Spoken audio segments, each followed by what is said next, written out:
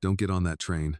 William Carter had one foot on the metal step when he heard the voice, and it said it again, more urgently this time. Don't get on that train. William turned. A little girl was standing there, her small hand gripping the sleeve of his coat like she was afraid he would disappear if she let go. He frowned slightly, confused, then crouched down so he was closer to her height. Hey, he said gently. Why? What's wrong? Is something wrong?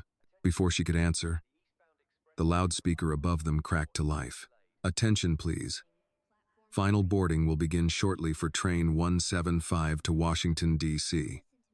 Passengers are requested to prepare for boarding. Departure in 20 minutes. The announcement echoed across the station.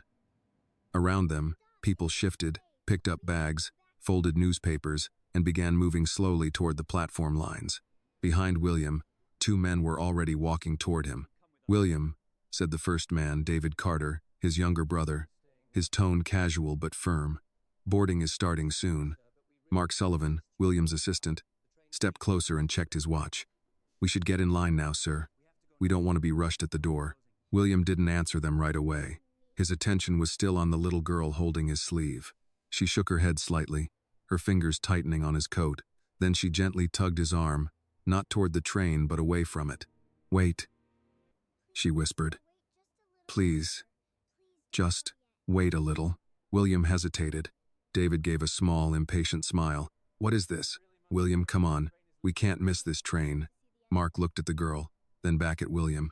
Sir, we still have time, but we should stay near the platform.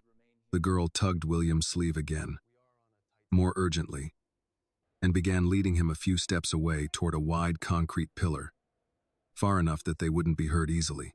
William noticed that she kept glancing back at the two men, like she didn't want them to see her talking. That alone made him follow. He walked with her a few steps to the side, stopping near the pillar. The noise of the station swallowed their voices there. He crouched down again. Okay, he said quietly. We're here. What is it? Why shouldn't I get on that train? The girl stepped closer and whispered. I heard them talking. Two men. They were talking about you. William's expression barely changed. Talking about me? That's not unusual, he said calmly. A lot of people talk about me. She shook her head quickly. No, not like that. They were hiding behind the big boxes near the loading door. They didn't see me. One of them had your picture. He looked at it and smiled. William felt a faint chill, but logic still held the wheel. Sweetheart, he said gently, do you know who I am? She nodded. Then you also need to understand, he continued, calm, reasonable, adult. People say a lot of strange things. Sometimes kids misunderstand what they hear. They said when you get on the train, they're going to bring you food, she said quickly. They said they're going to put something in your drink so you fall asleep. Then they're going to put you in a big suitcase and take you somewhere else so you disappear. William stared at her, silent now. Which two men? He asked quietly. Annie didn't answer with words. She lifted her small hand and pointed past the pillar. William slowly turned his head. Across the platform, Mark and David were standing near the boarding area, watching him now. That's them, Annie whispered. They're waiting for you to get on. William Carter slowly straightened to his full height. The loudspeaker echoed again above them. Attention, please. Passengers for train 175 to Washington, D.C. Boarding will begin shortly. Departure in 20 minutes. William exhaled slowly and looked down at Annie again. I'm going to be honest with you, he said quietly. This is a very serious accusation. You're telling me my own brother and my assistant are planning to kidnap me. Do you understand how unbelievable that sounds? Annie nodded. Yes, she said, but you can check. William frowned slightly.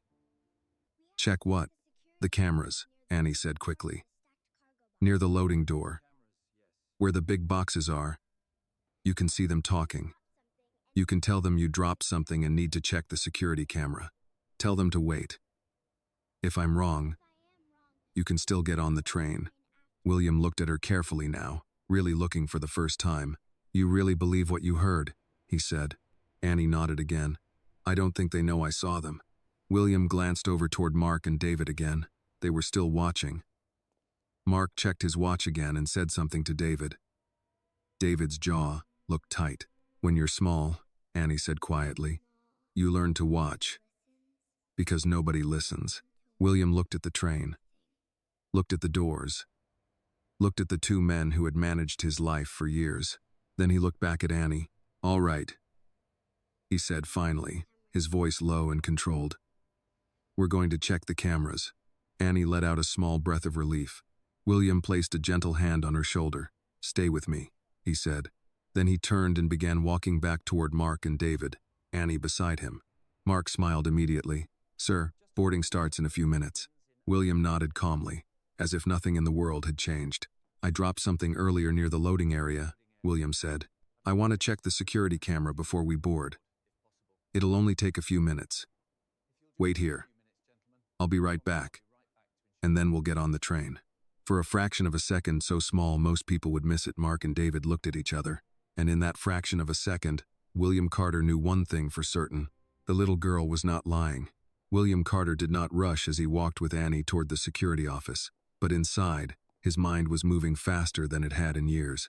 Annie walked beside him, very close, her small steps quick to keep up with his long stride. Every few seconds she looked back over her shoulder toward the platform, making sure the two men weren't following yet.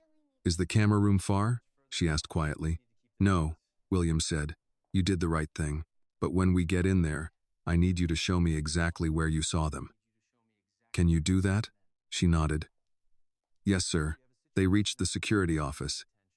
And William spoke to the officer the same way he spoke to executives and lawyers, calm, direct, in a tone that assumed cooperation. Within minutes, they were standing in front of a wall of monitors. Track 9 loading area, William said. About 20 minutes ago, the officer pulled up the footage and rewound. Grainy black and white video filled the main screen. Stacks of cargo boxes, a service door, a luggage cart, people walking in and out of frame. Right there, Annie said, pointing. Behind those boxes. That's where I was sitting. The officer zoomed slightly and continued playing. At 10:17 a.m., two men stepped into frame. David Carter, Mark Sullivan. William felt Annie's fingers tighten around his sleeve again. That's them, she whispered. On the screen, David looked around once, then reached into his coat and pulled out a photograph. He held it up. Even on the security monitor, William could recognize the photo. It was his corporate portrait. The officer adjusted something on the console.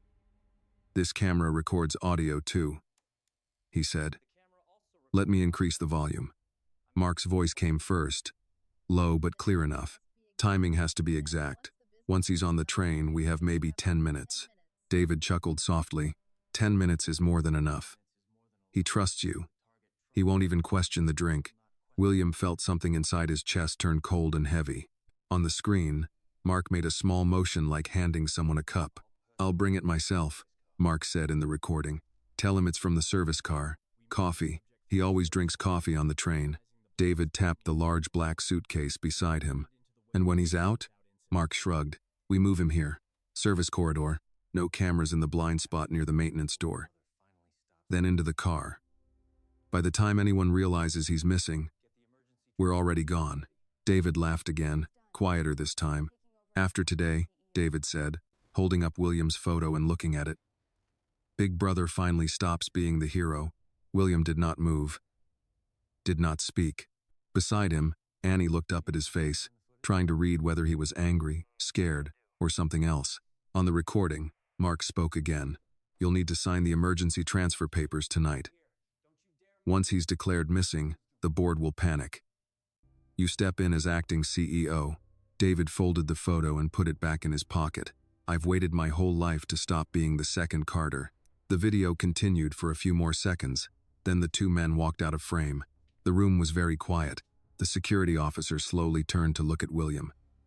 Sir, do you know these men? William's voice, when he spoke, was very calm. Yes, he said. I know them. Before anyone could say anything else, the security office door suddenly opened. Footsteps. Fast. William, there you are, David's voice said from behind them. We've been looking everywhere. Annie froze. William did not turn around immediately.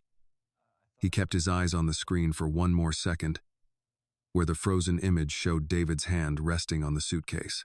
Then he turned. David and Mark were standing in the doorway.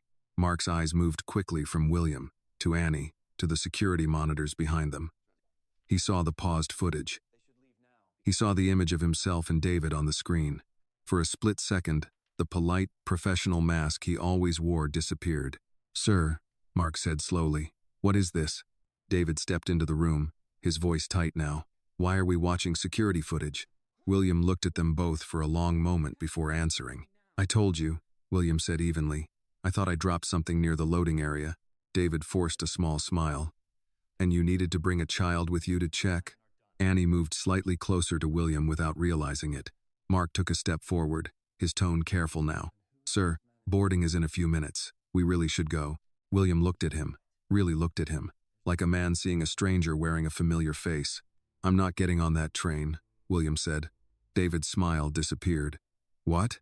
"I said," William repeated, his voice still calm but harder now. "I'm not getting on that train." Mark's eyes flicked once more to the screen, to the frozen image of the suitcase, to David holding the photograph. Then Mark looked back at William, and this time there was no politeness left in his face. "You saw it," Mark said quietly. It wasn't a question. David exhaled slowly and closed the door behind him. The soft click of the lock sounded much louder than it should have. For the first time since Annie grabbed his sleeve on the platform, William Carter realized something very important. This was no longer a misunderstanding. This was a confrontation. And the only reason he was standing here, breathing, instead of lying unconscious inside a suitcase somewhere on that train. If this moment touched your heart, please like this video, leave a comment telling us where you are watching from, and subscribe to the channel so you do not miss the next story. William Carter did not raise his voice. He did not step back. He did not look surprised. If anything, he looked calmer than he had on the platform. Calmer than he had in years. But inside, something old and hard was waking up the part of him that had built Carter Logistics from 2 trucks into a national empire, the part that had negotiated with men who smiled while trying to destroy him. Only this time, the men were his own blood and the man who had stood outside his office for 12 years saying, "I'll handle it, sir." "You saw it," Mark had said. It wasn't a question. William looked at him, then at David, then back at the paused image on the monitor. David's hand resting on the suitcase. Mark leaning in, explaining how to make a man disappear. "Yes," William said simply. "I saw it." Annie's hand tightened on his coat. She didn't understand everything, but she understood enough. The room felt smaller now, the air heavier. David took a slow breath and walked further into the room, like a man who had just decided there was no point pretending anymore. "Well," David said quietly, "I guess we should talk then." Mark didn't move closer, but he shifted slightly so he was standing between William and the door. The security officer, who had been silent until now, finally spoke. "Sir, I've already called station police. They're on their way." Mark glanced at the officer, then back at William. "You shouldn't have done that." William ignored him. His eyes were on David. "Why?" William asked. Just one word. But it carried 30 years of history inside it. David laughed once, but there was no humor in it. "You really don't know? I want to hear you say it," William replied. David looked at the screen, at the frozen image of himself holding the photograph. Then he looked back at his brother. "You were always the hero," David said. "Always the smart one, the responsible one, Dad's favorite, the one who took over the company, the one whose name is on the buildings, the magazines, the interviews." William said nothing. "I was always William's brother," David continued. "Even in my own company, even in rooms I built, with contracts I negotiated, with clients I brought in, I was still just the brother." "You had shares," William said quietly. "You had power. You had a seat on the board." "I had leftovers," David snapped. "You had control." Mark spoke calmly, like he was discussing a business plan. "This isn't personal, Mr. Carter. This is structural. The company needs new leadership. The board would never vote you out. But if you disappeared..." He shrugged slightly. "That creates a different conversation." Annie looked up at William, confused. "They were really going to put you in the suitcase?" she whispered. No one answered her, but the silence was answer enough. William looked at Mark now. 12 years, William said. "You worked for me for 12 years. Mark nodded once. "And I learned everything. How you think, how you schedule your day, when you drink coffee, When you don't read documents because you trust the person handing them to you. You were going to drug me, William said. Yes, Mark replied. No hesitation. No shame. Just a fact. The security officer slowly moved his hand closer to the phone on the desk, ready to call again if he had to. David looked at Annie now, really seeing her for the first time. All of this, he said quietly, because of a child. Annie instinctively moved closer to William, half hiding behind his coat. She heard you, William said.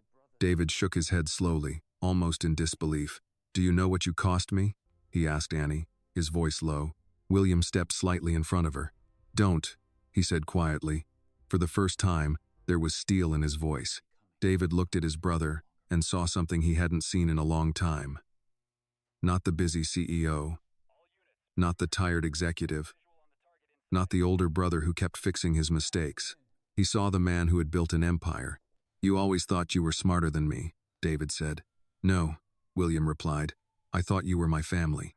That landed harder than shouting would have. For a moment, no one spoke. Then Mark glanced at the monitor again. Then at the door. Calculating distances, time, options. When he spoke again, his voice was lower. If the police are already coming, Mark said, then this conversation doesn't really matter anymore. William watched him carefully. You're right, he said. It doesn't. In the distance, faint but unmistakable, they could hear it, the sound of footsteps running in the corridor.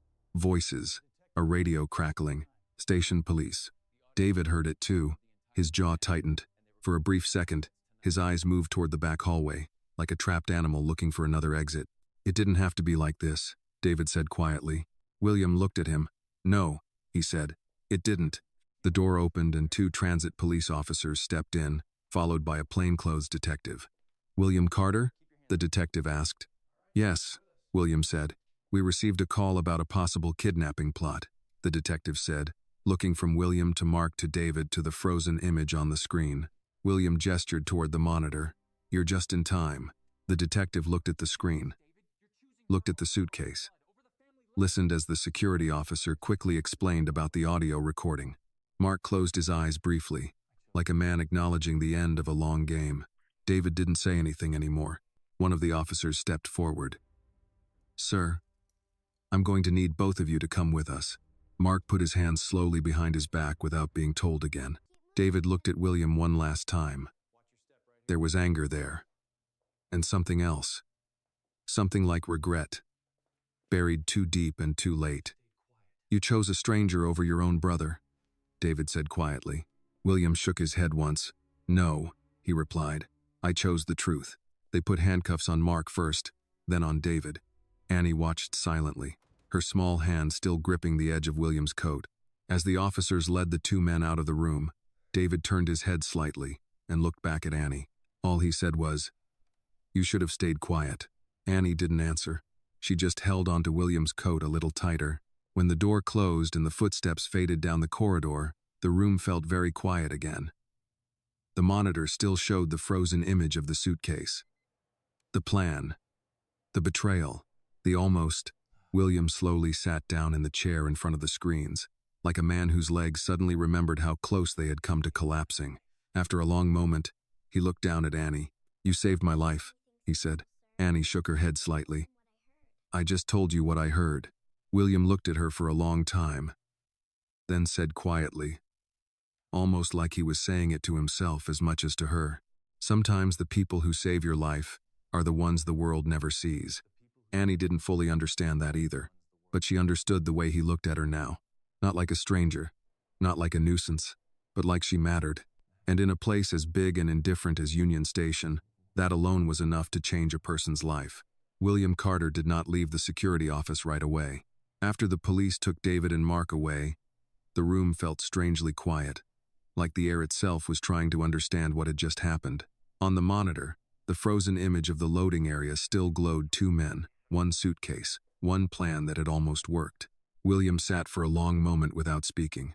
Annie stood beside him, close but silent, as if she understood that this was the kind of quiet adults needed when something inside them broke and rearranged at the same time. Finally, William stood. We need to find your mother, he said gently. Annie nodded immediately. She's at the hot dog cart. She's going to be worried. They walked back through the corridor toward the main hall. The noise of Union Station slowly returned announcements.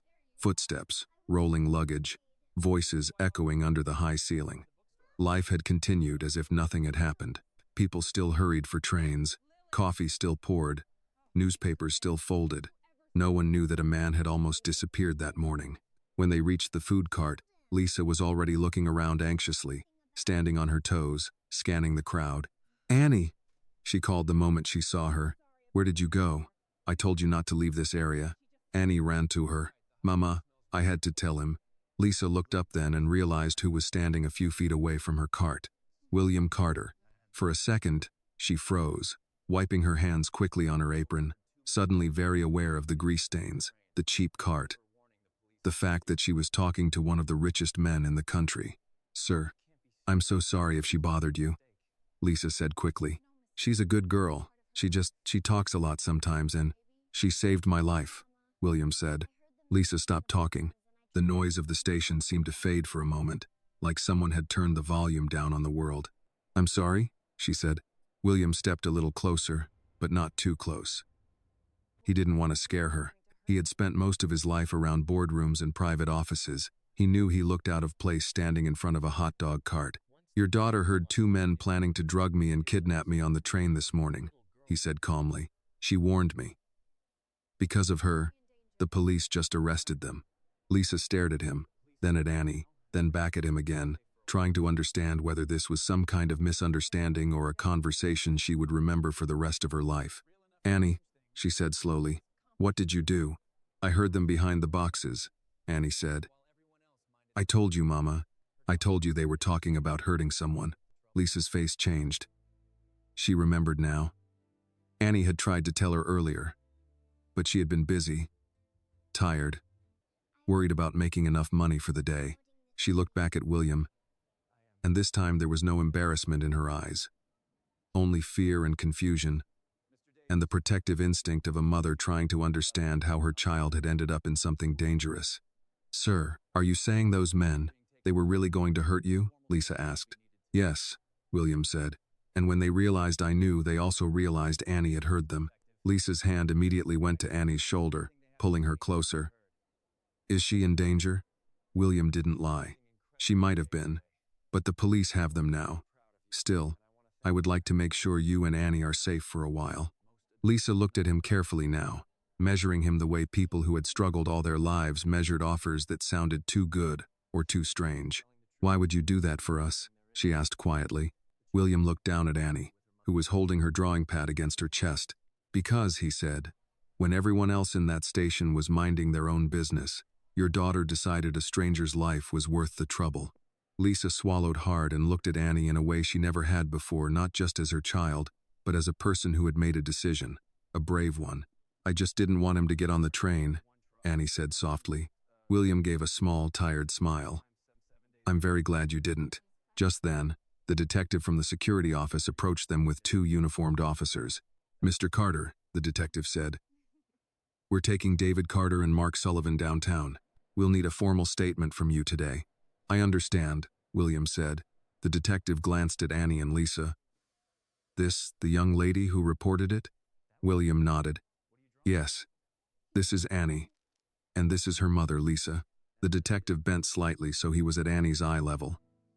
"You did a very brave thing today," he said.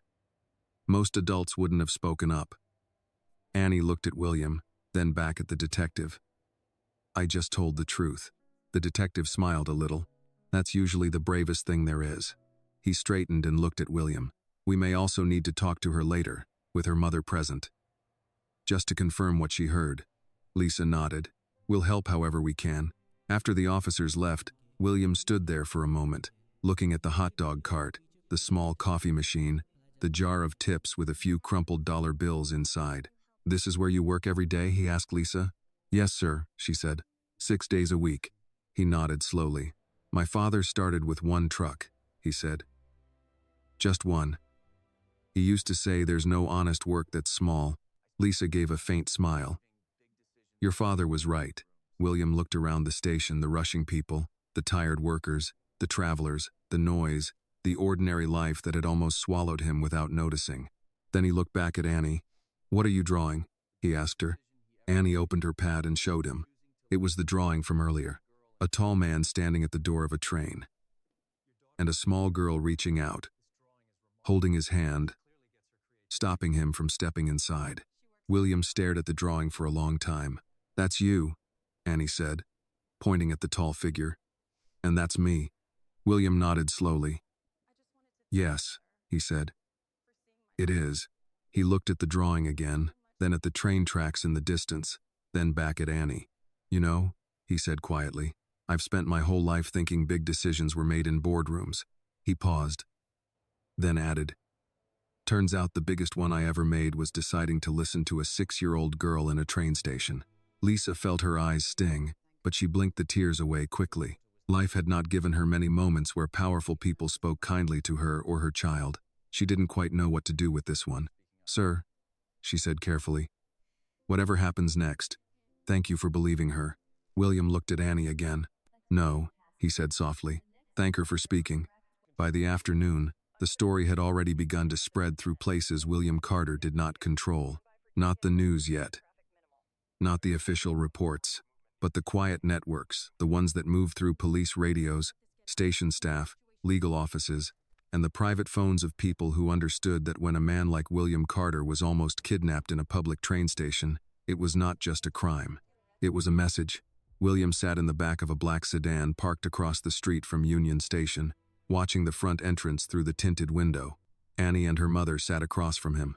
Lisa held her purse tightly in both hands, like someone afraid that at any moment someone might tell her this was all a mistake, and she needed to go back to her cart and pretend none of this had happened. Annie sat beside her, holding her drawing pad again, but she wasn't drawing now. She was watching William the way children watched adults when they knew something serious was happening but no one had explained the rules yet. A man in his 60s sat beside William. Gray hair, glasses, navy suit that had seen long days and longer cases. His name was Howard Bennett, William's lawyer for nearly 15 years. Howard looked across the car at Lisa and Annie, then back at William. "I just came from the precinct," Howard said quietly. "They're charging your brother and your assistant with conspiracy to commit kidnapping, attempted kidnapping, and fraud-related charges. There may be more once they start digging into company documents." Lisa inhaled sharply. The word brother seemed to hit her harder than the word kidnapping. "I'm sorry," she said softly, before she even realized she was speaking. William looked at her. "You didn't do this." "I know," Lisa said, "but I have a brother, and I can't imagine." William nodded slowly. "Neither could I," he said. Howard adjusted his glasses and looked at Annie. "You're the young lady who stopped him from getting on the train?" Annie nodded. Howard studied her for a moment, then said something in a calm, thoughtful voice. "I've been a lawyer for 40 years. Do you know what I've learned?" Annie shook her head. "The truth usually shows up in very small voices," Howard said. "Most people just don't listen long enough to hear it." Annie thought about that seriously, like she was storing it somewhere in her mind for later. William looked back out the window at the station entrance. Reporters were starting to gather now. Not many yet, but enough. A camera. A microphone. A man talking on a phone with the intense expression of someone who knew a big story was forming. "They'll find out by tonight," Howard said, following William's gaze. "You can't keep something like this quiet." "I'm not trying to," William said, "but I want the facts clear before the headlines start writing their own version." Howard nodded. "There's something else," he said. "Your brother has been moving money. Quietly. For almost a year.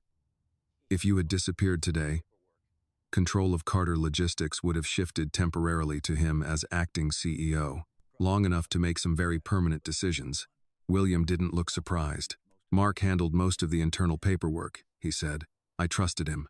Howard gave a small, sad smile. "Trust is not a legal strategy," he said, "but it is a human one. And it's the one that gets used against good men the most." In the back seat, Annie spoke quietly. "Are they going to go to jail?" All three adults looked at her. "Yes," William said. "They are. Because they were going to hurt you?" she asked. "Yes." Annie looked down at her hands. "They told me I should have stayed quiet," she said. William leaned forward slightly. David said that to you? She nodded. William was quiet for a long moment. Then he said something very carefully, like he wanted her to remember it for the rest of her life. Annie, listen to me. There are going to be people in your life who tell you to stay quiet because the truth makes their lives harder. You must be very careful about those people. They are usually the ones doing something wrong. Lisa looked at him, listening just as closely as Annie. My father used to tell me something, William continued. He said, if a man tells you not to look at something, that's exactly where you should look. Annie nodded slowly. Outside, more reporters were arriving now. A police car pulled up near the entrance. 2 officers stepped out and began speaking to station staff. Howard checked his watch. You'll need to make a statement soon, he said, and there's something else we need to discuss. Your brother will claim this was a misunderstanding, that it was a joke, that you're overreacting, that the company's stress has made you paranoid. I've seen it before. William nodded. That's why we have the video. And the audio. Howard nodded back. Yes. And that little girl's testimony. Lisa shifted slightly in her seat. Sir, I don't want my daughter in the middle of some big court fight, she said carefully. She's just a child. William looked at her, and his voice softened. I understand. And I won't let anything happen to her. To either of you. Lisa studied his face, trying to decide whether this was something rich people said to make themselves feel better, or a promise. William seemed to understand what she was thinking. When I was 10, he said, my father's business partner tried to cheat him out of the company. My father didn't have money for lawyers, but one of the drivers, just a driver, no college, no big title, came forward and told the truth in court. He risked his job, maybe his career. My father never forgot that. Neither did I. He looked at Annie. Today, William said quietly, you were that person for me. Annie didn't know what to say to that, so she did what she always did when she didn't understand big adult feelings. She opened her drawing pad and started drawing. Howard watched her for a moment. What is she drawing now? He asked. William leaned slightly to see. On the paper, Annie was drawing a very large train, dark and heavy, with smoke above it. In front of the train stood a small stick figure with one arm stretched out. Stopping it, William leaned back slowly in his seat. Howard, he said quietly, still looking at the drawing. I almost got on that train. Howard nodded. Yes, he said. You did. William watched Annie's small hand move across the paper, steady, focused, completely unaware that she had just changed the direction of a very powerful man's life. From now on, William said quietly, we do things differently. Howard looked at him. What do you mean? William's eyes were still on the drawing. I mean, he said, I built a company that listens to executives, managers, investors, and consultants. Maybe it's time I build something that also listens to people like her. He nodded toward Annie. Because this morning, William Carter said, the only person who told me the truth was the one with the least power in the entire station. When the car finally pulled away from Union Station, Annie turned around in her seat and watched the building grow smaller through the rear window. For years, that station had been her whole world. The place where her mother worked, where she did homework on slow afternoons, where she drew pictures of trains and people and imagined where they were all going. It was loud, crowded, sometimes cold, sometimes boring, but now it felt different. Now it felt like the place where something important had happened, even if most of the people walking through it would never know. Where are we going? Annie asked. To my office, William said. Just for a little while. Then we'll take you and your mother home. Lisa shifted slightly. Sir, I don't want to be any trouble. I still need to work. If I don't open the cart tomorrow, I don't get paid for the day. William looked at her. Lisa, today 2 men tried to make me disappear. Your daughter stopped them. Right now, work is not your biggest problem. Lisa looked down at her hands. People like her didn't stop working. Not for sickness, not for bad weather, not for heartbreak. If you didn't work, you didn't eat. It was that simple. William seemed to understand that without her saying it. You won't lose money because of this, he said. I'll make sure of it. Lisa looked up quickly. Sir, I'm not asking for money. I know, William said. That's why I'm offering help. She didn't answer right away. Pride and exhaustion argued quietly inside her chest. In the front seat, Howard Bennett watched this exchange through the reflection in the window. He had seen this before. People who had very little often protected their dignity more fiercely than people who had everything. Lisa, Howard said gently, sometimes accepting help is not weakness. Sometimes it's how people say thank you. Lisa looked at him, then at Annie, then back at William. I don't want my daughter to think we owe anyone our lives, she said quietly. William nodded once. You don't owe me anything, he said. If anyone owes someone here, it's me. Annie listened to all of this very carefully, even though she didn't understand every word. She understood tone. She understood who was kind and who was pretending. And she understood that the man sitting across from her now looked at her like she mattered. The car drove for another 20 minutes before turning into a part of the city Annie had never seen before. Tall buildings, glass, steel, clean sidewalks. Quiet in a different way than the station, this was the quiet of expensive places where people didn't shout because they expected to be heard anyway. The car pulled into an underground garage and parked. A private elevator took them directly up to the top floor. When the doors opened, Annie stepped out and stopped. The office was bigger than her entire apartment. Floor-to-ceiling windows showed the city stretching in every direction. There were bookshelves, dark wood, leather chairs, a long conference table, and a large photograph on the wall of trucks lined up in neat rows under a wide American sky. This is where you work? Annie asked quietly. Yes, William said. She walked slowly to the window and looked out. It's so high, she said. William watched her for a moment, then said something half to himself, half to Howard. Strange, isn't it? What is? Howard asked. I've been up here for years, William said. And the person who saved my life today has probably never been above the second floor of any building. Annie turned from the window. Mama says high places make people forget what the ground looks like. Howard let out a quiet breath. Your mother is a wise woman, he said. Lisa looked embarrassed. I just meant, people change when they get too far away from real life. William nodded slowly. Yes, he said. They do. He walked to his desk but didn't sit down. Instead, he turned and looked at Annie. Can you tell me exactly what you heard this morning? He asked gently. From the beginning. Every word you remember. Every word. .com. Annie climbed into one of the big chairs, her legs not even reaching the edge, and thought for a moment. They said, once he's on the train, we have 10 minutes, she began. Then the other one said, he won't suspect anything. He trusts me. Then they talked about the drink, and the suitcase, and the place with no cameras. William closed his eyes briefly. Hearing it again out loud made it more real, not less. And then, Annie continued, the one who had your picture said, after today, I finally stopped being the second Carter. Howard looked at William slowly. That line alone will destroy him in court, he said quietly. William didn't respond. He was looking at Annie. Why didn't you just tell your mom and go home? He asked. Annie thought about that for a long moment before answering. Because they were going to do it today, she said. If I went home, you would still get on the train. William sat down slowly in his chair. There it was again, that simple, direct way she saw the world. No strategy, no calculation, just right and wrong, danger and safety, truth and lies.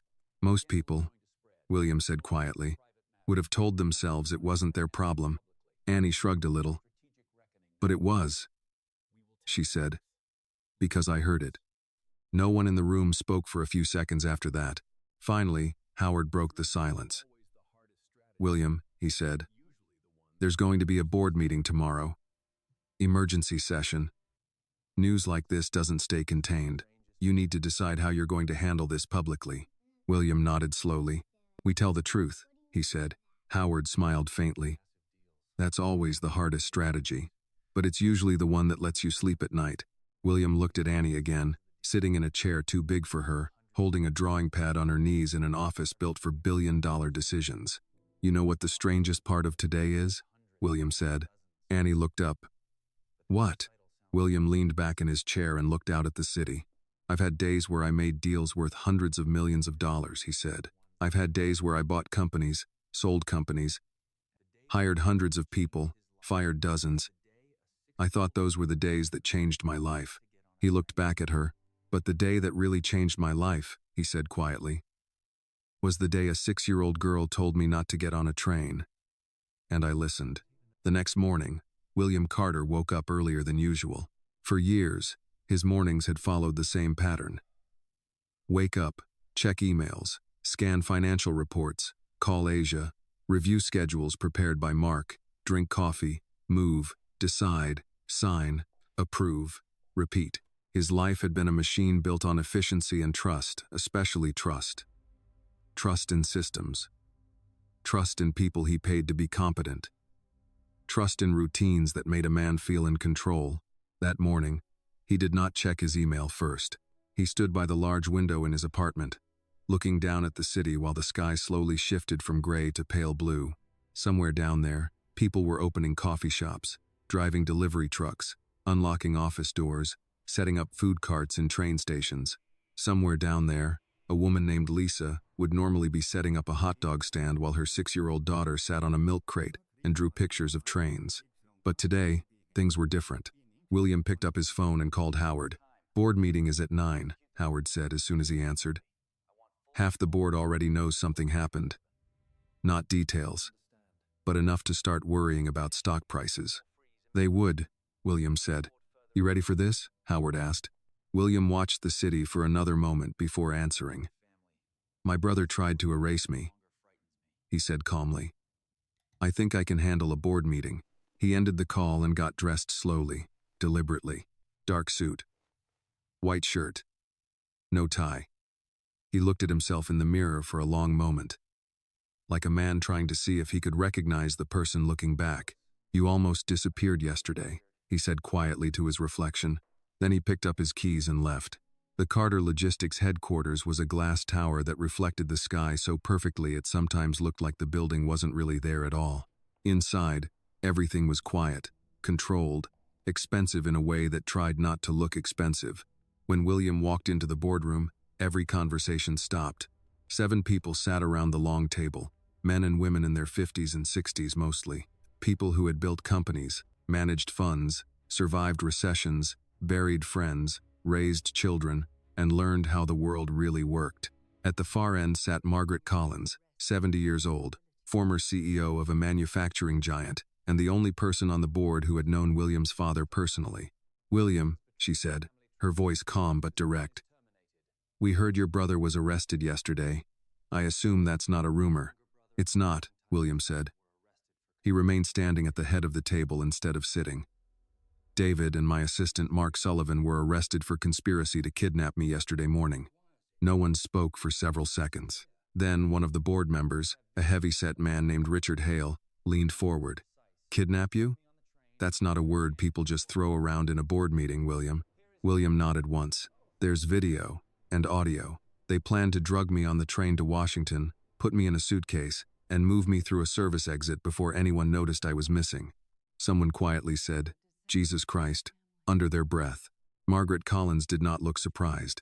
She just looked tired, like someone who had lived long enough to know that money and family were a dangerous combination. "How did you find out?" she asked. William was quiet for a moment before answering.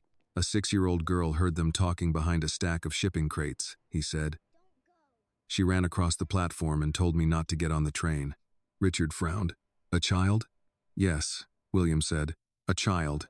She heard what every adult in that station didn't hear because they were too busy with their own lives." Margaret studied him carefully. "And you believed her?" William thought about that question for a long moment.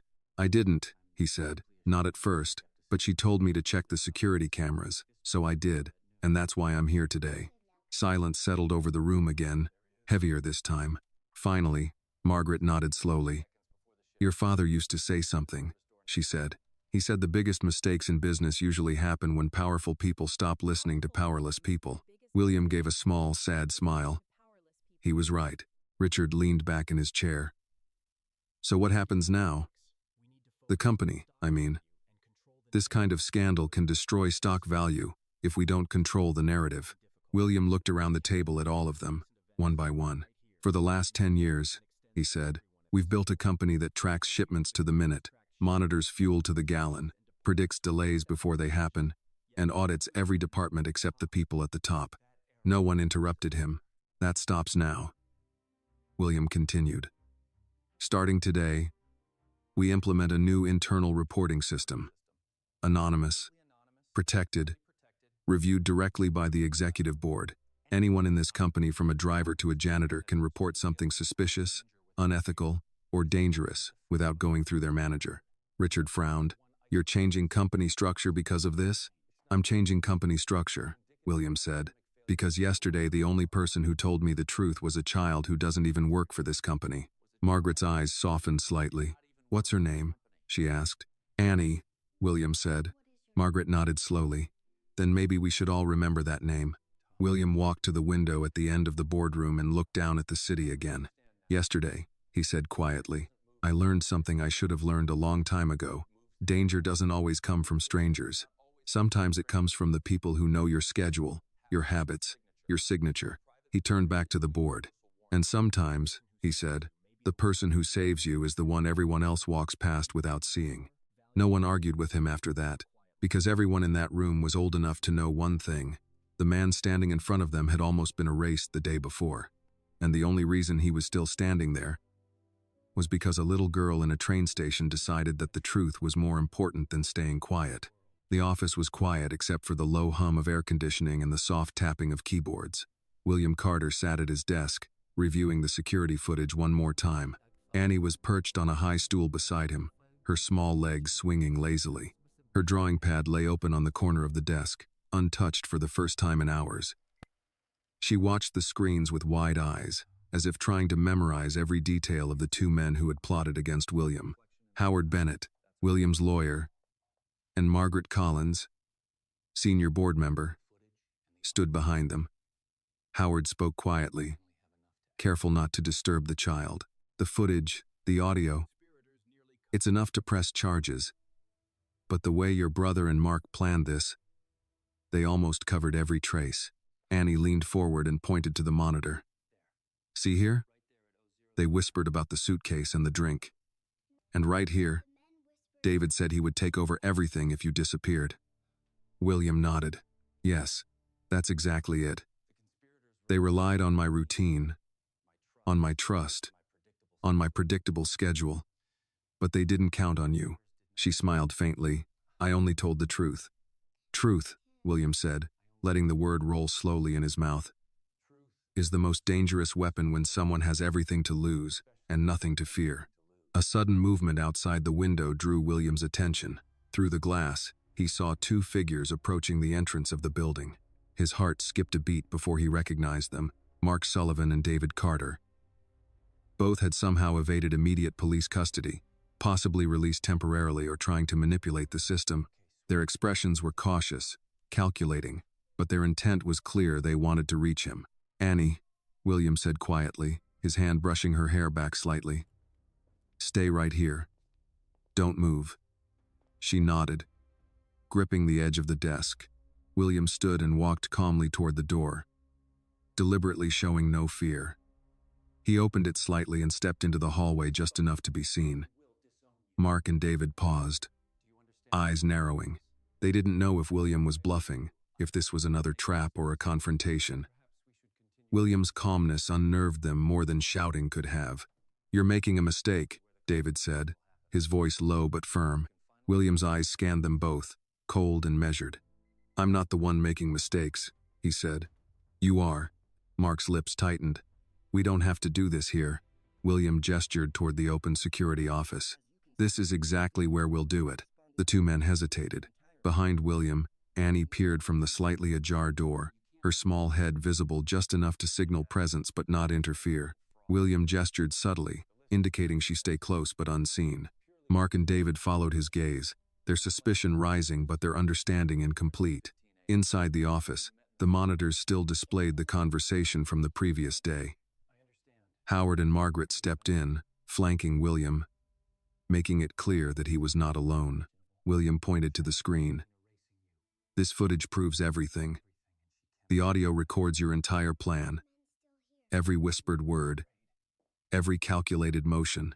David's eyes flicked to the screen and then back to William, his mouth tightening.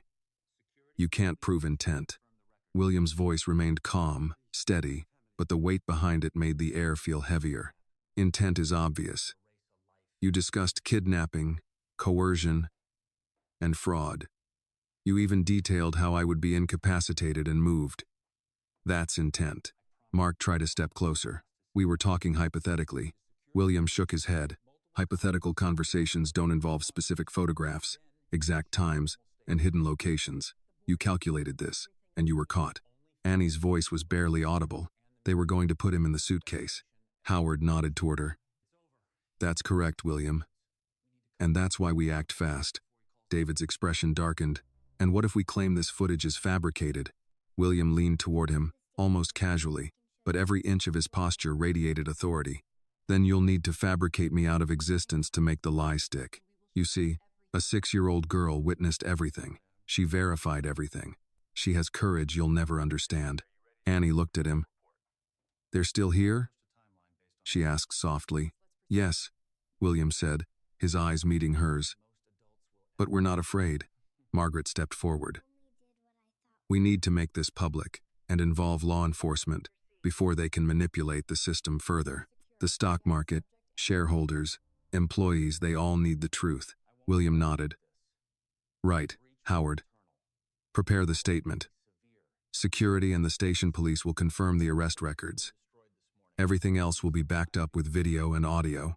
David took a cautious step back. You can't ruin us with just this, he said, his voice trembling slightly. Your family. William's eyes hardened. Family doesn't kidnap. Family doesn't betray. Family doesn't plan to erase a life because of envy. Mark swallowed, knowing the power dynamic had shifted completely. The calmness in William's voice was more intimidating than any shout. Annie peeked around the desk, her small face serious. They can't get away with it, she said. No, William said. They can't, and you're going to help make sure they don't. Howard motioned toward the monitors. The next step is to secure the footage, make multiple copies, and deliver it to law enforcement. Then, a formal statement. Everything else will follow legally, Margaret added, and the board must approve all actions immediately. Delay will only give them leverage. William turned to her. Do it. Make sure the board understands the severity, and make sure the media report only facts. No speculation, no embellishment. David's face went pale, his last semblance of control slipping away. He looked at Mark and whispered something that was lost to the room, probably instructions to retreat, negotiate, or manipulate the narrative. But William had already stopped listening. He had the upper hand. Annie tugged lightly on his sleeve. Can we go back to the station later? I want to see where I saw them talking. William looked at her and smiled faintly. Yes, we'll go back. You're going to show me everything again. The two men, realizing they had lost, exchanged a look. There was no plan left, no angle to manipulate. The proof, the witness, the authority, all of it, was aligned against them. Police radios crackled in the distance. Moments later, 2 officers appeared in the doorway. Mr. Carter, one said. We've confirmed the locations, the suspects, and the statements. Ready for a formal report? William nodded, looking down at Annie. Yes, he said. And thank you, Annie. You are braver than most adults will ever be. Annie smiled slightly, a small, proud smile. I just did what I thought was right. William's eyes softened. Exactly. And that makes all the difference. Outside, the city continued moving as it always did. But inside that office, a lesson had been delivered that no amount of wealth, power, or routine could ever teach. Courage often comes in small hands. The truth cannot be silenced, and those who choose to see it truly see it change the course of lives. William looked at the monitors one last time. David and Mark were in custody soon after the officers arrived. The audio and video would stand as evidence. Shareholders would be reassured. The company would survive. And he knew one thing for certain. From now on, he would never underestimate a voice, no matter how small, that spoke the truth. Annie had already proven that, and he would honor it for the rest of his life. The afternoon sunlight slanted through the tall windows of Carter Logistics headquarters, falling in long rectangles across the conference room floor. William Carter sat at the head of the long table, surrounded by board members, Howard Bennett and Margaret Collins. Annie and Lisa waited just outside the room. Annie clutching her drawing pad tightly. William's hands rested on the polished oak surface, his eyes scanning the faces around him, calculating tone, focus, and allegiance. This morning could have destroyed the company. William began, his voice even, carrying authority without raising volume. But it didn't, and it won't. Not because of contracts or lawyers, but because someone saw the truth and spoke it. And that someone, he said, glancing briefly at the slightly open door where Annie peered in, was a 6-year-old girl. The room remained silent, the board absorbing the weight of the statement. People like Margaret Collins understood exactly what that meant. It was a lesson in vigilance, in listening to voices others ignored. Howard stepped forward, opening a folder of documents. We've prepared statements for law enforcement, internal memos for employees, and a press release that confirms the arrests. There's also the security footage and audio. We've secured all the evidence, so no one can tamper with it. Richard Hale, a longtime board member, leaned forward. This is extraordinary. Your brother and your assistant, plotting against you, in detail, on tape, and a child stopped it. His voice was incredulous. I've been on this board 20 years, and I've never heard of anything like it. William's eyes narrowed slightly. Extraordinary. Yes, but not unbelievable. I trusted the wrong people too long. That's the real problem. And it's one I intend to fix. A younger board member, Jessica Morales, chimed in, her tone sharp but respectful. What about the employees, the shareholders? If the story leaks before we control it, it could crash stock prices. William nodded. I'm aware. That's why Howard has prepared everything for immediate release. Transparency. We give the facts, no speculation, and we protect our people. That includes our employees and their families. No one else needs to be drawn into this. Margaret Collins' gaze softened as she looked at William. You're changing company policy after what a child revealed? That's remarkable. Most adults wouldn't have paused to listen. William exhaled slowly. Most adults would have boarded that train, ignored a child, believed that routine, trust, and experience guaranteed safety. But this morning, I realized the truth is not always delivered by those we expect, and the person with the least power sometimes has the clearest vision. Howard adjusted his glasses and tapped a page in his folder. We should also discuss internal reporting. Annie's actions today prove that anyone can see what's happening, even in places executives might not. We need an anonymous, protected channel for employees to report misconduct or safety concerns without fear of retaliation. It has to go directly to the executive board or legal counsel. Richard frowned slightly. You mean, a system where anyone from drivers to clerks can report anything? Won't that create chaos? False reports? William's voice was firm. Not if we handle it correctly. The channel will be secure. Reports reviewed promptly. False reports will be investigated. But we will listen, because failure to listen almost got me killed yesterday. Jessica nodded slowly. It's unconventional, but after today, I see your point. William paused, letting the weight of the words settle in the room. This isn't just about safety. It's about trust. About ensuring that everyone, regardless of status or age, has a voice. That's what keeps a company and its people alive. That's what keeps it human. Margaret leaned back in her chair. You're willing to overhaul the system because a child spoke the truth? That's extraordinary. William looked at her. No. I'm willing to overhaul it because the truth matters. Because even adults make mistakes when they ignore it. Annie didn't. She acted. And she reminded me what matters most. Outside the conference room, Annie whispered to her mother, He really listens to me. Lisa smiled faintly, squeezing her daughter's hand. Yes, baby. He does. And that's why he's still safe. Inside, William continued, outlining the steps for immediate action. Notifying law enforcement, securing evidence, preparing employees for the official announcement, and implementing the new internal reporting system. Howard and Margaret took notes, confirming logistics, timelines, and protocols. The board members asked questions, voiced concerns, but ultimately deferred to William's decisiveness. Once the initial meeting concluded, William walked toward the office where Annie waited. She had been standing quietly, her hands gripping her drawing pad, watching through the slightly open door. "Come on," he said, kneeling slightly so she could see his face. "Time to go see the platform again." Her eyes lit up. "Really?" "Yes," William said. "I want to see where you saw them talking. I want to understand everything from your point of view." They walked together to the elevator. On the ride down, William glanced at Annie. "You know, a lot of adults never learn to look at the small details, to notice people who seem invisible. They miss things that matter most." Annie nodded, hugging her pad to her chest. "I just watched." "That's exactly it," William said. "Watching, noticing, deciding to act. That's courage." When they reached the station, the noise and chaos of the afternoon were in full swing.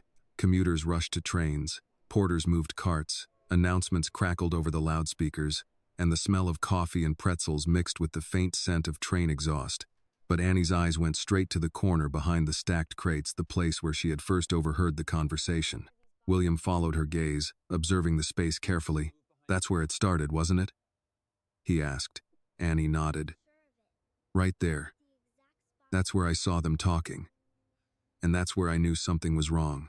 William knelt beside her, studying the space, imagining how the two men had positioned themselves, how they had whispered, how they had counted on the chaos of the station to mask their actions. "I almost didn't notice it myself," he said quietly. "Even after all these years, even after all the experience, I almost stepped onto that train without seeing the truth." Annie looked at him, small hands pressed together. "That's why I ran to you." William smiled faintly, resting a hand on her shoulder. "And that's why we're here now, making sure nothing like this ever happens again." They stood in silence for a moment, letting the noise of the station wash over them. It was ordinary. It was mundane. And yet, for William, Annie, and Lisa, it carried the weight of survival, of courage, and of lessons learned in the smallest, most unexpected ways. The city moved around them, oblivious to the danger that had almost occurred. But William Carter knew now that vigilance, truth, and courage, no matter how small, could change everything. And that knowledge, he realized, was more valuable than any contract, any stock, or any deal he had ever signed. The security team had finished reviewing all footage, and the station police had confirmed the arrests. Yet William Carter knew the tension of the day wasn't over. He sat in his office, reviewing the final recordings one last time, the grainy images of his brother and Mark Sullivan frozen in the moments before their plan was intercepted. Annie sat beside him, her small hands clasped together, her drawing pad closed for now, watching the monitors with a quiet intensity. The way they moved, the way they whispered, every second counts. William said, pointing at the monitor, "This isn't just about security. It's about recognizing patterns, predicting moves, and understanding intent before it becomes action." Annie nodded. Although she didn't fully understand each word, she felt the seriousness in his voice. Howard Bennett, leaning against the wall, spoke next. "Everything is documented. Video, audio, timestamps, and the testimony from Annie. The case is airtight. But what's your plan for the press release? Shareholders need to hear this soon." William leaned back, eyes still on the screen. "We tell the truth. Nothing more, nothing less. Transparency protects the company. Misrepresentation only encourages chaos." Outside the office, the city moved on, oblivious to the almost disaster that had unfolded in the station that morning. But the memory of nearly stepping onto the train still hung in William's mind, a reminder of vulnerability, of trust misplaced, and of courage found in the smallest of people. Annie tugged at his sleeve. "Can we see the train again? Just for a minute?" William looked down at her and smiled faintly. "Yes, but we stay close, all right?" She nodded, her small face serious. Together they walked to the station, the noise and energy of the afternoon surrounding them. The platform was busy with travelers, porters moving luggage, conductors calling out arrivals and departures, the hum of trains rolling beneath the station. William's eyes swept the area quickly, calculating, remembering, comparing it to the memory of the morning. He noticed the spot where the crates had been stacked, the space where the two men had plotted. Annie walked beside him, pointing to precise locations, her memory astonishing in its detail. "That's where I heard them whispering," Annie said, her voice low. "And that's where I realized something was wrong." William knelt down to her level. "And you didn't hesitate. You ran and told me." Annie nodded. "I had to." William studied her seriously. Most adults would have ignored it, assumed it was nothing, or worse, not trusted a child's account. Annie's eyes widened. "They said I shouldn't have told anyone, and you did anyway," William said, smiling softly. "That's what matters." They moved closer to the spot where the conversation had begun, where the suitcase had sat, and where the plan had almost been executed. William knelt beside the area, placing a hand on the platform's cold metal. "This," he said quietly, "is where the line between routine and disaster was crossed. You saved my life here." Annie glanced up, unsure how to respond to a man so serious. I just told the truth," she said. William nodded slowly. "And that's why it counts. The truth is often overlooked, ignored, or dismissed. But in your case, it changed everything." Howard, standing nearby, watched the interaction carefully. "We'll need statements for the official investigation.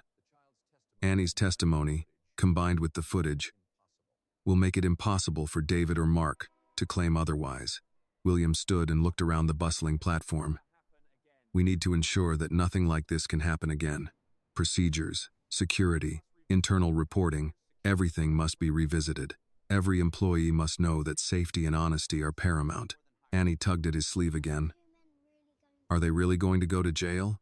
"Yes," William said firmly. "And the law will make sure they cannot harm anyone else. But what you did today, you taught me something more important than any security protocol." Lisa, standing slightly behind them, whispered, "What did she teach you, sir?" William smiled gently at her. "That courage and truth do not depend on size, age, or status. Sometimes the smallest voice can change the largest plan." Annie's chest swelled slightly with pride. She didn't fully understand the depth of what she had done, but she understood that she had made a difference. That knowledge was empowering, and she held on to it tightly. As the evening sun dipped lower, the station lights flickered on, bathing the platform in warm artificial glow. William looked at the trains, the moving wheels, and the people boarding and disembarking. He thought about how close he had come to being taken, and how the presence of one determined child had prevented it. Howard cleared his throat. "Mr. Carter, we'll need a formal statement for the press. Shareholders, employees, and authorities must receive it today, and Annie will need her account verified in the report." William nodded. "Of course. But first, I want Annie to see the platform she saved me on. Every detail, every corner. She deserves to know her impact." Annie walked slowly to the center of the platform, her small figure dwarfed by the massive structure around her. William followed, standing slightly behind, observing the flow of people, the timing of trains, the location of crates, imagining every step, every whisper that could have ended differently. "This is where it started," Annie said quietly, "and this is where I ran to find you." William looked down at her, a rare softness in his eyes. "Yes. You ran straight into action, Annie. And you didn't even know how powerful that was." Lisa stepped closer, placing her hand gently on Annie's shoulder. "You've made a difference, baby. A big one." Annie nodded, feeling the weight of the moment but also the pride of her bravery. She didn't fully understand the legal proceedings, the company implications, or the board decisions, but she understood that courage and honesty mattered above all. William turned back to the tracks, observing trains coming and going, commuters moving in a blur. "This platform," he said, "will always remind me of what's important, not just schedules or profits or contracts, not just routine, but truth, vigilance, and courage even from the smallest person." Howard and Margaret watched, both aware that this day would be written into company history, not in financial reports, not in board meeting minutes, but in the story of what it meant to listen, to act, and to value integrity above all. Annie looked up at William. "Will they come back?" she asked softly, referring to David and Mark. William shook his head. "No, they've been caught. The law will take care of them. But we have to make sure nothing like this ever happens again. Procedures, training, security, everything." Annie nodded. She didn't fully understand procedures, but she understood the sentiment. Protection, prevention, safety. She had already learned what courage meant, and now she would see how the adults acted on it. As the last train of the evening left the station, William watched it disappear into the distance. He thought about the morning, about the near disaster, and about the child who had stopped it. Annie squeezed his hand lightly, and he looked down at her. "You did something extraordinary today," he said quietly. "Something most adults would never do. You spoke up, you acted, you saved a life." Annie smiled faintly. "I just told the truth." William nodded. "And that's enough. More than enough." The station buzzed with its usual energy, unaware of the events that had nearly unfolded, of the lives that had been quietly protected, and of the courage displayed by one small girl. William stood beside her, looking out at the tracks, knowing that the smallest actions often carry the greatest consequences, and that sometimes survival depends on listening to the quietest voice in the room. By the following morning, the air in William Carter's office felt heavier than usual. The events of the previous day had left a residue that no amount of routine, scheduling, or security checks could erase. Even though David and Mark were in custody and the law would handle the consequences, William understood that trust, once broken, could take years to rebuild, and sometimes it could never be restored. Annie sat at the corner of the desk, her legs swinging, her drawing pad open again, but for now untouched. Lisa stood nearby, her hands crossed tightly, her gaze moving between her daughter and the man who had become, in a single morning, both a protector and a figure of awe. Howard Bennett tapped the desk lightly. "We've notified the board and prepared the statement for employees. Public disclosure will happen later today, once we've secured internal communications. Everything is aligned with law enforcement and legal requirements." William nodded slowly. "Good. But today isn't just about announcements. It's about reinforcing what we learned yesterday, and making sure the company culture changes before anyone else thinks they can exploit trust." Margaret Collins, still standing by the doorway, added, "We need protocols. We need safeguards that are enforced at every level. Otherwise, this becomes a story repeated elsewhere. We can't afford another near disaster." William looked at the monitors on his desk. Footage from the station played silently: trains, people, the corner behind the crates. He leaned closer, pointing at small details. Notice how carefully they moved, how they timed everything. Every movement calculated. That's what makes betrayal so dangerous. It's invisible until the consequences hit. Annie peered over the edge of the desk. "It looked like a game," she said softly.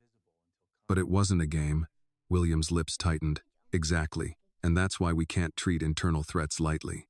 Even routine can be weaponized when someone knows the patterns." Howard nodded. "We've also recommended a series of anonymous reporting channels for all employees, from drivers to clerical staff. Direct access to security and legal. Every report verified and acted upon swiftly." William rubbed his chin, deep in thought. "And there must be immediate training. Employees need to understand that observing, reporting, and questioning isn't insubordination. It's survival." Lisa shifted uneasily. "Sir, I don't want Annie involved in anything else. She's just a child." William's gaze softened. "I understand. She won't be directly involved. But she already taught us something adults too often forget. Vigilance and courage can come from the smallest, least expected source." Annie smiled faintly, proud but serious. "I just said what I saw, and that," William said quietly, "was enough to change the course of a life and a company." He paused, letting the weight of the words sink in. A soft knock on the door interrupted them. One of the security managers entered, carrying a tablet. "Sir, we've conducted a preliminary audit of all transport protocols and employee access logs. Everything appears secure now, but the officers recommend additional surveillance at loading zones and boarding platforms." William nodded. "Do it. Double coverage. Nothing goes unobserved, no matter how small the detail." The security manager hesitated. "There's also the issue of staff morale. After yesterday's events, some employees are nervous. They want assurance that reporting won't result in retaliation." Howard spoke up. "That's why the anonymous channels are essential, and why leadership must be transparent. William, you need to meet with department heads, explain what happened, and emphasize safety and integrity as non-negotiable priorities. William leaned back in his chair. Then that's the plan. We make the truth the standard, not secrecy or fear. Annie tilted her head. Does that mean people like David and Mark won't ever trick anyone again? William gave a small, knowing smile. They're behind bars for now, but what we build here, the culture, the vigilance, the courage to speak up, that's how we make sure something like this never happens again. Lisa exhaled, a mix of relief and disbelief. It's overwhelming, but I can see why it matters. For everyone, Howard cleared his throat. Sir, there's one more concern. Media outlets have picked up on minor leaks. If the story gets out without proper framing, it could misrepresent events. William nodded. We frame it ourselves, honest, factual, emphasizing safety, the law, and the courage of those who intervened. Nothing more, nothing sensational, Margaret added quietly. And make sure Annie and her mother are protected. They've already been exposed enough today. William looked at Annie. You'll remain safe. This is your choice. Your life. What you did here today matters. But you won't be exploited. Annie nodded. I just want things to be okay. William reached over and patted her shoulder. They will be, because you made them be. He stood and walked toward the window, looking down at the city streets. The trains moved below, like veins carrying life through the city. People rushed, unaware of the near catastrophe they had narrowly avoided. But William knew the world had changed for him, and for Annie forever. Howard and Margaret followed his gaze. So, what's next? Margaret asked. William exhaled slowly. We rebuild trust, step by step. We ensure vigilance. We reinforce honesty, and we make sure everyone understands that courage, no matter how small, is the backbone of safety. That's the lesson we can't afford to forget. Annie, standing beside him, looked at the tracks below and whispered, I'm glad I ran. William crouched slightly to her level. And I'm glad you did. Because if you hadn't, I wouldn't be here today, talking about lessons instead of regrets. Lisa touched Annie's hair softly. You've already changed more than you know, baby. William turned back to the monitors on his desk, watching the tiny flickers of the station video. Every detail mattered. Every pattern mattered. And from this day forward, vigilance and honesty would no longer be optional, they would be absolute. He looked at Howard. Prepare the board meeting for later today. We'll review internal protocols, employee safety, and reporting procedures. Make sure the emphasis is on transparency and empowerment. Everyone must understand the lesson Annie has taught us. Howard nodded. Understood, sir. I'll have everything ready. William glanced once more at Annie, who smiled faintly but seriously. You've made the right choice today, he said, and because of that, so many other choices will be better from now on. Annie looked up at him, proud but calm. I just told the truth. William's lips curved into a small smile, and that was all that mattered. Outside the office, the city continued moving, oblivious to the events that had unfolded. But inside, the people who had witnessed the courage of a 6-year-old knew something profound. The smallest voice could change the largest outcome, and honesty, once acted upon, could save more than a life, it could save a legacy. The morning after the board meeting, William Carter arrived at his office earlier than usual. The city outside was awakening slowly, commuters threading their way to trains, buses, and offices, oblivious to the drama that had nearly unfolded the day before. But inside William's office, the atmosphere was dense with strategy, reflection, and quiet determination. Annie and Lisa had arrived shortly before him. Annie sat quietly on the edge of a high-backed chair, her drawing pad open but untouched, while Lisa lingered near the doorway, her eyes scanning the room as if expecting danger to appear around every corner. The events of the previous day had left both mother and daughter alert, and William knew that part of his responsibility was not just managing the company, but ensuring their continued sense of safety. Howard Bennett entered next, carrying a stack of folders. Morning, sir. We've compiled the security audit, internal reporting plans, and draft statements for law enforcement. All departments have been briefed on protocol changes, but we need your approval before releasing official communications. William nodded. taking a seat behind his desk. He tapped a finger against the polished surface, thinking through the chain of events that had nearly destroyed everything he had built and nearly ended his life. Good. We proceed carefully. Facts first. No speculation, no dramatization. Accuracy protects people more than any press release ever could. Margaret Collins, already seated nearby, added softly, "The board is aligned with your approach. Everyone agrees. Transparency is essential, but we must manage it properly. Any misstep could erode trust faster than yesterday's near miss." William leaned back in his chair and looked at Annie. "You remember exactly where you were yesterday morning, don't you?" Annie nodded. "Right behind the crates. I saw them whispering and pointing to the suitcase." She lowered her voice. "They thought no one was watching." "Exactly," William said. "And because you acted, we're able to prevent a disaster. That's why we're implementing these new procedures. Everyone must know that observation and reporting are not just encouraged, they're essential." Lisa exhaled slowly, brushing a loose braid from her daughter's face. I want to make sure she's safe. I don't want her involved in this more than she already has been." William's gaze softened. "She won't be involved beyond today's observations, but her courage has set the precedent for everyone in this company. That's why it's important she understands what her actions meant." He gestured toward the monitors showing the station from the previous day. "Even the smallest details can be the difference between life and catastrophe." Howard cleared his throat. "We need to coordinate with law enforcement. They're preparing the formal reports, but we want internal communication to precede any public disclosure to maintain stability." William nodded. "We handle this in stages. Employees first, then shareholders, then public release. And all communications will emphasize the courage of those who acted, especially the young witness who prevented this." Margaret leaned forward.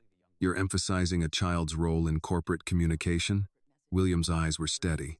"Yes, because courage doesn't depend on age. Annie's example ensures everyone understands that safety and honesty are valued above hierarchy. That message needs to be clear." Annie glanced up at him. "You really mean that?" "About the message?" "I do," William said. "Everyone from the janitor to the board member must feel empowered to speak the truth.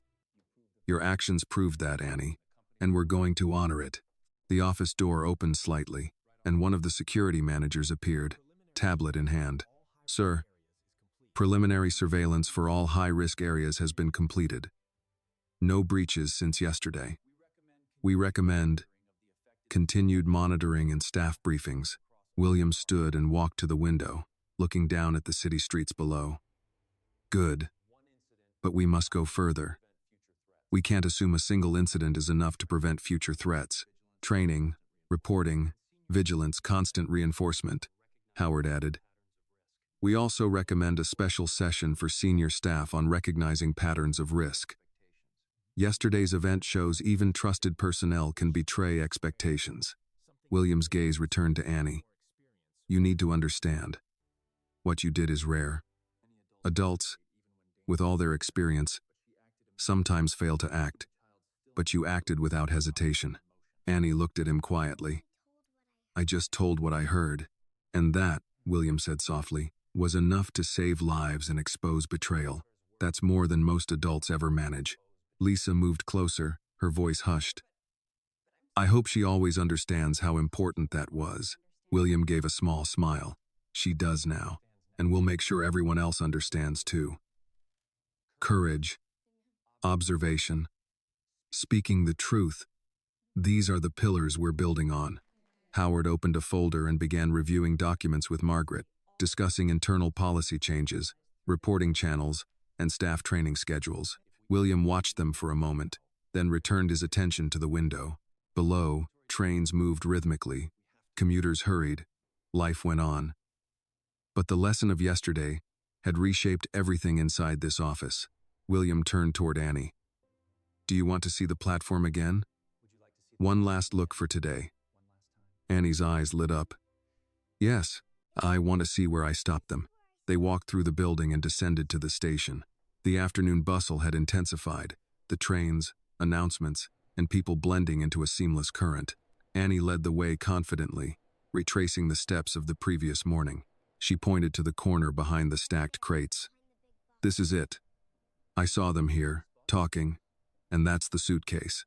William studied the area carefully, imagining how the plot had unfolded, visualizing the near miss. It's incredible to think a child's observation prevented this, he murmured. A tiny detail, a small voice, and everything changes. Annie tilted her head. Sometimes adults forget to watch. I just looked.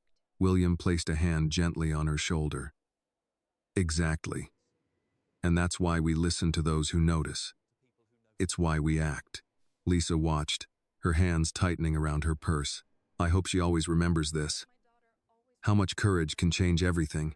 William turned back to the platform, observing the trains and people in motion. She will. And we'll make sure everyone else remembers too. Courage isn't about size. Age doesn't define it. The truth always matters. Annie smiled faintly. I just did what I thought was right.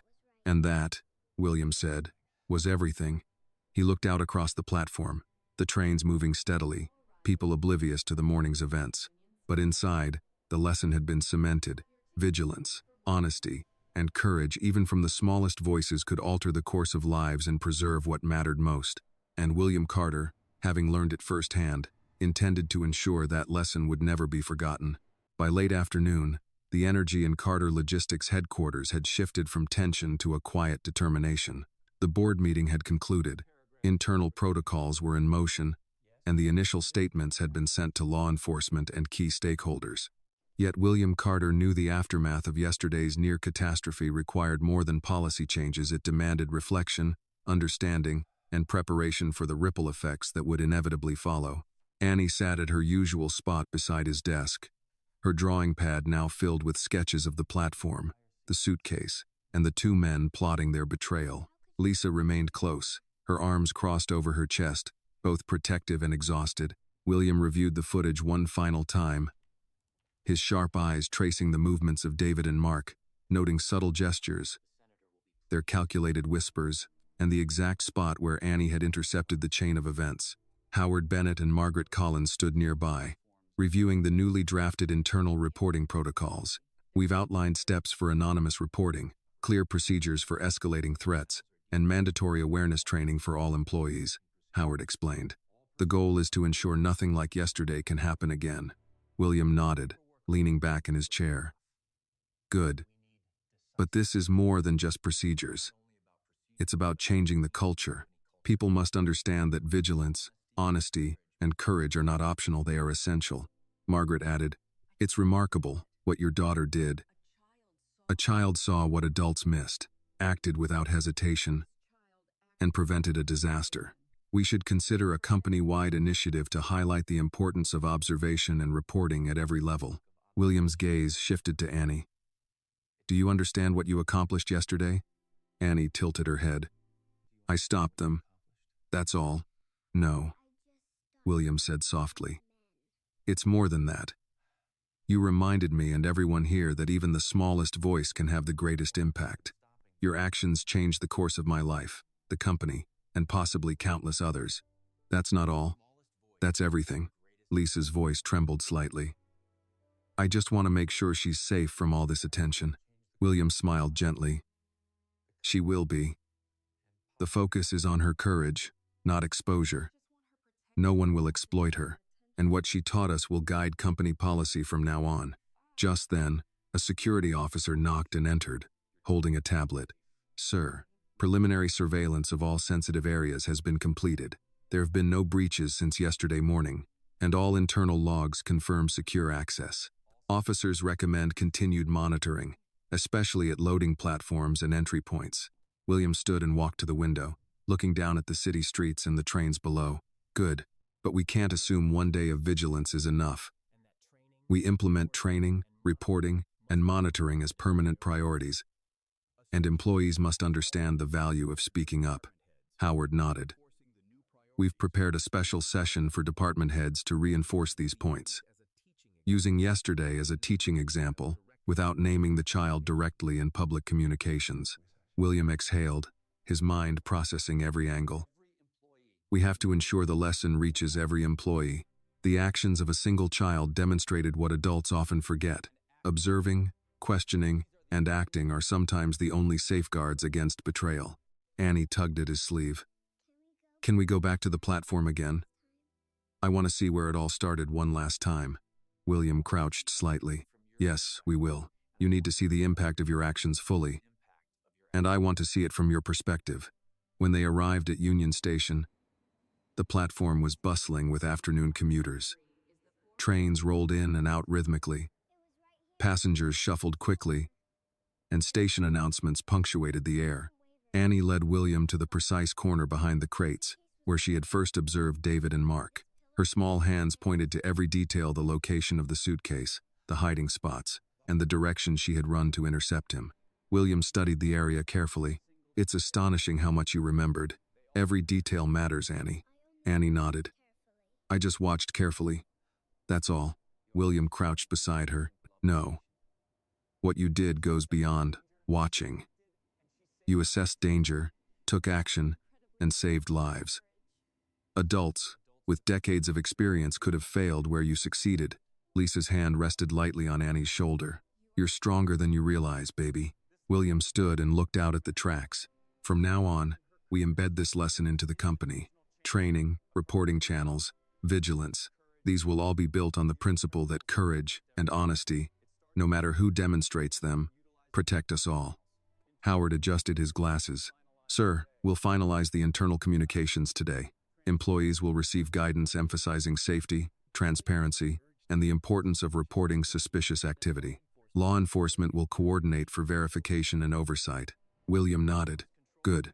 And we'll maintain control over the narrative. Facts, not speculation. Recognition of courage, not dramatization.